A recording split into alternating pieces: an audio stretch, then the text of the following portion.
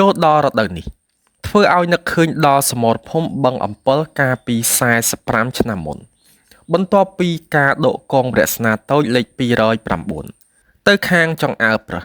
ភាគច្រើននៃមុខសញ្ញាបឹងអំពិលធ្លាក់មកលើកងរស្នាតូចលេខ212ការប្រយុទ្ធមានរាប់សិបរាប់លើកតែរឿងដែលគួរឲ្យចងចាំគឺថាឲ្យតែមានគេនាំអ្នកកាសែតចុះមកឬក៏លោកមេបញ្ជាការគាត់ដកមេជោគជាំដឹងតែមានការងារធ្វើគឺគេបញ្ជាឲ្យឡើងវាយបឹងអំពិលដោយមិនគិតយប់ឬថ្ងៃរឿងដដែលគឺឆ្លងចំការមានភាគច្រើនប្រភេទអាហឹបស្លា PMD 6និងអាឌីណាម៉ូកង់និងលូនកាត់របងលុះបន្លាប្រហែលជាម៉ោង8ឬ9ព្រឹកនៅពេលកំពុងមានភ្លៀងរលឹមមេខ្ញុំស្រវាំងពីយប់លុះព្រឹកឡើងបញ្ជាឲ្យកងអនុស្នាធំទាំងមូលឡើងវាយបឹងអំពិលកងអនុស្នាតូចរបស់ខ្ញុំនៅស្លាបខាងឆ្វេងបង្អស់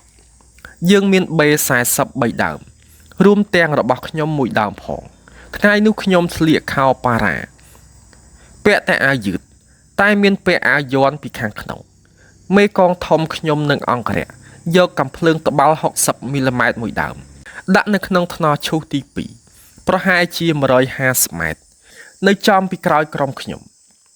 នៅពេលផ្ទុះអាវុធគ្រប់មុខព្រួញបាញ់សន្ធាប់ចូលទីតាំងសត្រូវកាំភ្លើងដៃនិង B40 ពីដើមទៀតដែលនៅខាងឆ្វេងខ្ញុំផ្ទុះឡើងដូចរន្ទះជាប់ប្រដឹកហើយត្បាល់60មីលីម៉ែត្របាញ់ចេញទៅមួយជួយគាំទ្រយើងរំកិលទៅមុខ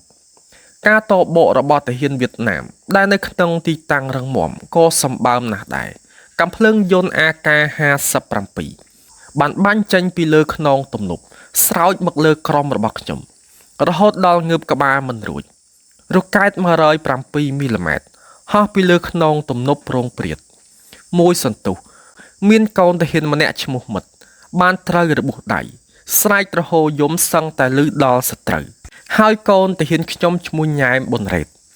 ឈ្មោះមិនសំអឿននិងរ៉េតប្រជ្រុយបានសុំឲ្យខ្ញុំជួយបាញ់ B40 កំទេចកាំភ្លើងយន្តរបស់ខ្មាំងព្រោះពួកយើងទទួលរងសម្ពាធខ្លាំងពេកខ្ញុំបានស្រែកតបទៅវិញថាបាញ់មិនតន់កើតទេព្រោះមើលមិនឃើញហើយសុំឲ្យពួកគេប្រាប់ទាហានឈ្មោះមិត្តកុំឲ្យស្រែកខ្លាំងពេកនៅពេលនោះខ្ញុំនៅនឹងដំបូកមួយដែលមានដើមកកោះប៉ុនផ្លូវដោះចំកណ្ដាលដំបូលហើយមានគំពោតព្រៃបាំងពីមុខ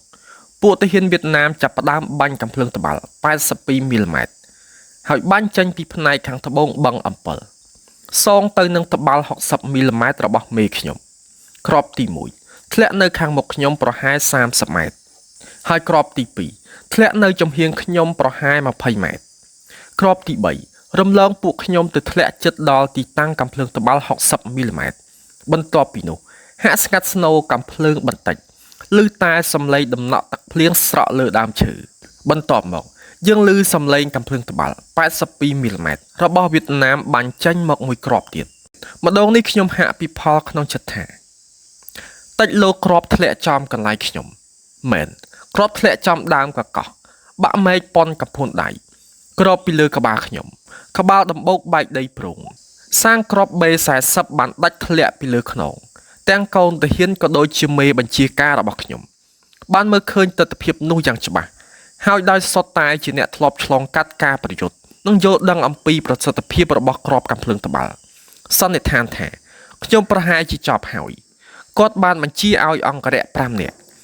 ឡើងមកយកខ្ញុំតែពេលជិតមកដល់គ្រាប់ទី5បានធ្លាក់ក្បែរពួកគេតាមខ្ញុំចាំពួកគេ3នាក់បានរងរបួសទៀតខ្ញុំមានអារម្មណ៍ថាខ្លួនមានបញ្ហាព្រោះជើងឆ្វេងរបស់ខ្ញុំស្រយ៉ងខ្ញុំមិនហ៊ានលោកស្ទាបទេព្រោះញញើតនឹងមុខរបួសទើបប្រាំងងើបឡើងបន្តិចឃើញថាដូចជាមិនអីទេខ្ញុំស្រមាយកគ្រាប់ B40 បាន2គ្រាប់ទៀតរួចប្រញាប់បដូរជំរកទៅកាន់គល់ត្រាចធំមួយនៅខាងស្ដាំដៃហើយចូលដល់ជំរកថ្មីភ្លាមកាំភ្លើងយន្តរបស់សត្រូវចាប់ផ្ដើមបាញ់សន្ធាប់សារជាថ្មីពេលនោះខ្ញុំអាចមើលឃើញទីតាំងកាំភ្លើងយន្តបានយ៉ាងច្បាស់មិនបង្អង់ណាមួយហឹងត្រជាអស់ហើយខ្ញុំពន្លែង B40 ទាំង3គ្រាប់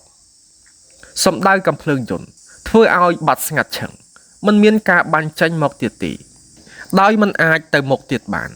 លោកមេកងបានបញ្ជាឲ្យដកថយ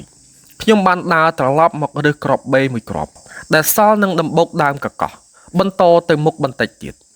ទើបដកថយមកជាមួយកូនទាហានទាំងអស់ត្រឡប់មកខ្សែត្រៀមវិញមកដល់ខាងក្រោយគេចោមរោមមើលខ្ញុំដែលមិនមានរងរបួសអីបន្តិចសោះហើយជួយដកយកអំបែងក្របប្រហែលជាង20អំបែងពីអាវយឺតមិនបានចូលទៅដល់អាវយ័ន្តរបស់ខ្ញុំសឹងតែមិនអាចជឿបានតែសាក់សីរស់មកទល់នឹងពេលនេះនៅមានដល់ឡើយគឺរ៉េតទាំងពីរហើយអឿនបានស្លាប់ហើយកាលពីខែមិថុនា2019នៅស្រុកក្រវាញខេត្តពោធិ៍សាត់